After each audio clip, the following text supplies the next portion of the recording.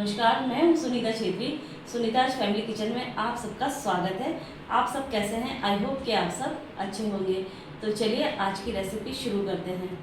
तो आज मैं बनाने वाली हूँ चावल की सेल रोटी।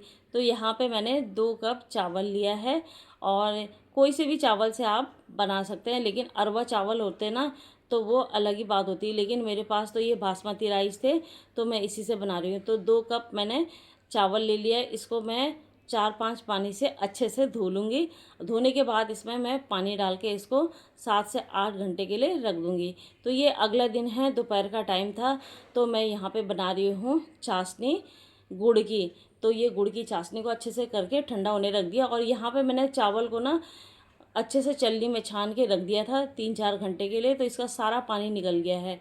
तो अब मैं इसको पीसूँगी बिल्कुल बारीक। इसमें ना जब मिक्सी में पीसते तो आप बिल्कुल बारीक तो होता नहीं है, हल्का हल्का सा उसमें ना दाने दिखाई देते हैं, हाथों में लगता है, लेकिन हमें ऐसे ही पीसना अपनी तरफ से। तो हमें पूरा इसको बिल्कुल महीन पीसना है। तो पल्स मोड में आप चला चला के पीसिए और चम्मच से उसको ऊपर नीचे करके भी आप इस तरह से पीसेंगे ना, तो बिल्कुल आपका ये पाउडर फॉर्म में आ जाएगा। तो ये देखिए इस तरह से। और इस तरह से जब आप ये बनाएंगे ना सेल रोटी, तो इसकी बहुत ही अच्छी होती है, बिल्कुल कांटेदार होती है इसकी जो सेल रोटी। तो चलिए इसी तरह से देखिए, एक बैच तो मैंने पहले पीस लिया था और ये दूसरा बैच है। तो इसी तरह से मैं सभी चावल को पीस लूँगी और उसके बाद क्या करना है वो आपके साथ मैं शेयर करूँगी। तो सेल रोटी बनाना इतना आसान भी नहीं है, इसके लिए ना बहुत ज़्यादा पेशेंस की ज़रूरत होती है। और हम सोचेंगे कि अभी हमें बनाना है तो अभी नहीं बनेगा, इसको बनने के लिए कम से कम 2 दिन का समय लगता है। तो चलिए इसको मैंने पीस लिया है। ये देखिए इस तरह से ये इसका पाउडर बन गया है और हल्का हल्का हाथों में दरदरा सा लग रहा है। अब इसमें क्या करेंगे, हम 1.5 कटोरी के लगभग सूजी डालेंगे। और अगर आप सूजी ना भी डालें, सीधा इसके जगह में आटा भी डाल दें तो भी चलेगा, लेकिन मैंने थोड़ा सा इसमें सूजी डाल दिया, यानी कि 1.5 कटोरी मैंने सूजी डाल दिया है। और अब इसको ना अच्छे से मिक्स कर लेंगे। मिक्स करने के बाद आगे का प्रोसेस अभी आपके साथ मैं शेयर करूंगी। जब तक मैंने चावल वगैरह को पीसा, तब तक देखिए ये चाशनी भी ठंडी हो गई। बिल्कुल ये गुड़ की चाशनी है। इसमें मैंने कम से कम 4 गुड़ की डेली ली थी। मैंने उसको नापा तो नहीं मैंने, लेकिन 4 डेली थी गुड़ की। तो उसको मैंने बारीक बारीक काट के उसको मतलब इस तरह से लिक्विड फॉर्म में पका लिया मैंने। अब ये ठंडा हो गया, तो अब इसको चावल में इस तरह से डाल देंगे पाउडर में। तो पूरा डालने के बाद इसका आगे का प्रोसेस फिर मैं अभी आपके साथ शेयर करूँगी। और किस किस को सेल रोटी पसंद है मुझे कमेंट में ज़रूर बताइएगा। तो अब इसमें क्या करेंगे, 1 छोटी चम्मच इसमें डालेंगे अजवाइन।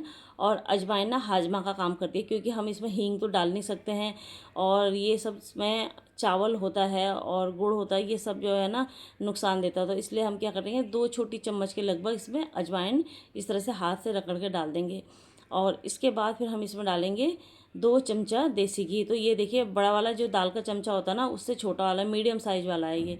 तो 2 चमचा भर के हमने देसी घी डाल दिया है। और देसी घी डालने के बाद ना फिर हम इसे अच्छे से मैश कर लेंगे।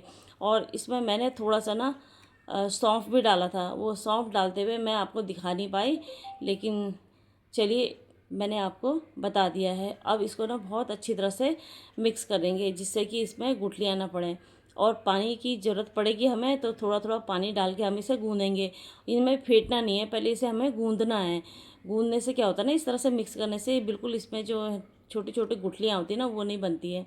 और एकदम पानी डाल के जब हम इसे फेंटेंगे तो इसमें गीला भी हो जाता है, पानी का अंदाज़ा लगता नहीं है, और फिर गुठलियाँ भी पड़ जाती है। तो देखिए इस तरह से हाथ से मलते मलते ही देखिए ऐसा हो गया। मैंने पानी अभी बिल्कुल भी नहीं डाला है इसमें, और हाथ से उसको रगड़ते रगड़ते, इसमें क्योंकि मीठा होता है ना, तो और हाथ की गर्मी से ये पिघल जाता है इस तरह से देखिए ये। और अभी छोटी छोटी इसमें गुठलियाँ हैं, इसको खूब अच्छी तरह से अभी हमें हाथ से इसको फेंटना है। तो चलिए देखिए इसको इस तरह से मैंने फेंट लिया है। और अब इसको कवर करके मैं रख दूँगी कम से कम 3 से 4 घंटे के लिए।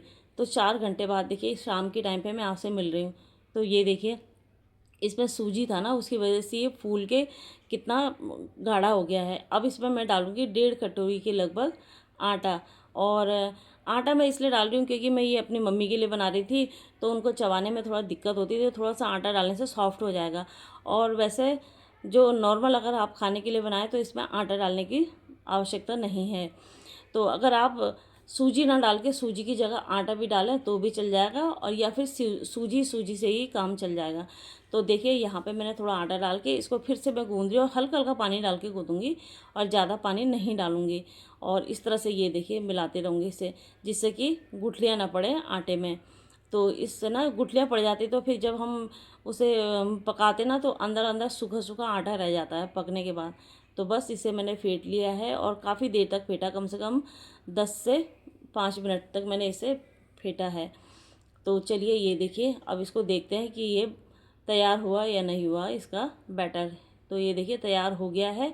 तो बस हमें इतना ही गाढ़ा बैटर चाहिए, इससे ज़्यादा पतला नहीं चाहिए। ये देखिए ये इसका शेप बन रहा है ना सिल रोटी का। तो चलिए अब बनाना शुरू करते हैं, और आप भी ध्यान से देखिएगा फिर बनाइएगा।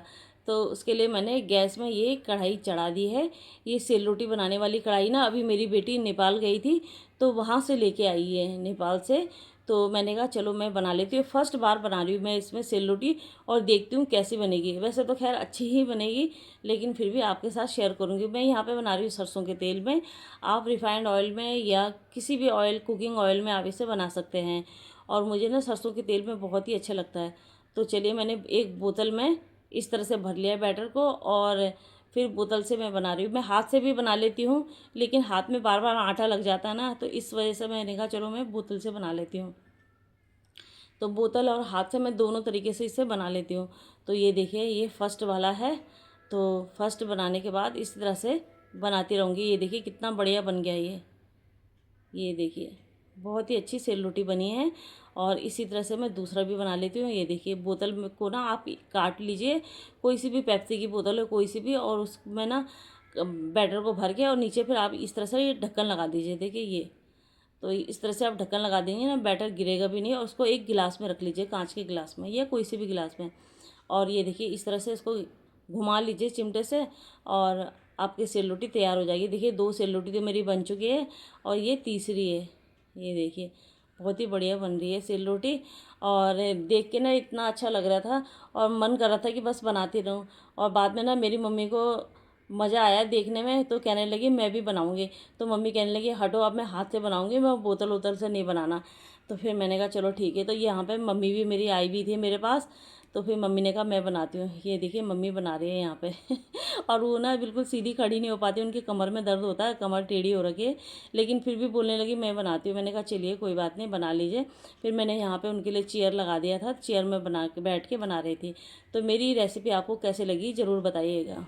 अगर आपको आज की मेरी रेसिपी अगर अच्छी लगी हो तो इसे लाइक, शेयर और सब्सक्राइब जरूर कीजिएगा, और बेल आइकन जरूर प्रेस कीजिएगा। मिलती हूँ किसी और नई अच्छी सी रेसिपी के साथ, तब तक के लिए आप अपना ध्यान रखिए। Bye bye.